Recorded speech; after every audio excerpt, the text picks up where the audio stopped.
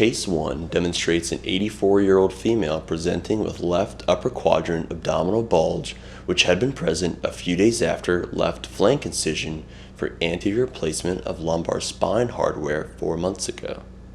The patient has been symptomatic with pressure discomfort exacerbated by straining and activity and upright position, but relieved with rest and recumbent position. Case 2 demonstrates a 53-year-old female presenting with right flank bulge, which had been present a few days after right flank incision for right nephrectomy for renal cancer 5 months ago. She denies any chemotherapy or radiation to the area. The patient has been symptomatic with occasional burning pain exacerbated by activity. CT imaging of the abdomen and pelvis did not demonstrate clear evidence for an incisional hernia in the left flank region. However, CT imaging did show that her external oblique was intact. However, the internal oblique and transverse abdominis on the left side were detached from the linea semilunaris, resulting in an interparietal hernia. CT imaging of her second case demonstrated a 13 cm right flank hernia containing non-dilated loops of bowel. Initial laparoscopic survey demonstrated separation of the linea semilunaris from the internal oblique and transversus abdominis. The peritoneum on the left side was open to allow better exposure of the muscle. Starting inferiorly, just off the edge of the anterior superior iliac spine, and using a number 1 Stratafix PDS suture, we ran the linea semilunaris back to the internal oblique, running the suture in a cranial direction. Thereafter, we reversed the direction of the suture to return running the suture in caudal direction prior to cutting the stitch. This noticeably decreased the bulge. For case 2, we ran the number 1 Stratafix sutures from each corner until they met in the middle of the defect. We also placed transfascial sutures in the long axis to reinforce the repair and offload tension from the tissue approximation. Next, attention was directed to mesh reinforcement of the incisional hernia. We placed Sympatex mesh to reinforce the suture repair of the incisional hernia. A centering stitch was placed. We then pulled this up to the center of the defect repair and secured it to the abdominal wall with absorbable tacks. Completion laparoscopic survey was performed. There were no complications or other abnormalities. The patients did well postoperatively and both were discharged on the first postoperative day. At 1 month and 2 month postoperative follow-up, our patients continued to do well with resolution of the abdominal wall discomfort and resolution of abdominal wall hernias.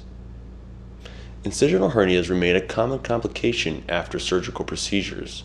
However, interparietal incisional hernias are a rare complication.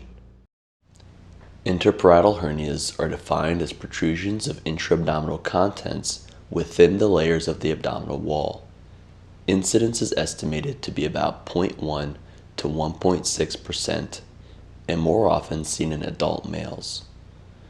More frequent presentation in children and adult males might indicate a possible relationship to the embryologic descent of the testes, although the de novo presentation of this pathology is not completely understood. Subtypes of interparietal hernias include superficial interparietal hernias, which are located between external oblique and skin or within aponeuroses of the inguinal region.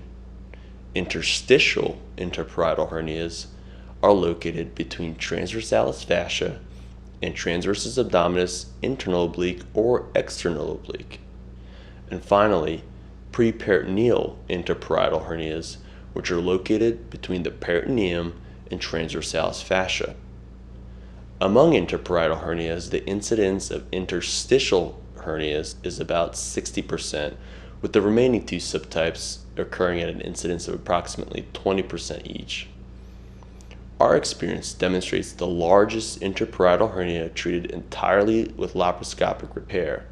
The first entire laparoscopic repair of any interparietal hernia was first published last year for a 20 mm inguinal defect after robotic prostatectomy. Thereafter, the literature this year notes a laparoscopic repair of a 4 cm defect from an open appendectomy. Our experience highlights the success of laparoscopic repair for significantly large abdominal wall defects causing interparietal hernias. Barbed suture repair significantly helped maintain tissue approximation of distantly opposing aspects of the muscular abdominal wall. This is important considering that any additional trocar sites to add assistance for maintaining suture tension between bites would add unnecessary morbidity. In addition to primary suture repair of the abdominal wall defect, we recommend mesh reinforcement. Moreover, we recommend reducing insufflation pressure during approximation of the abdominal wall defect. In conclusion, interparietal hernias are a rare but potentially significant complication resulting after abdominal surgical incisions. Significantly large abdominal wall defects of this variety can be successfully managed entirely with laparoscopic technique using barbed suture with subsequent mesh reinforcement.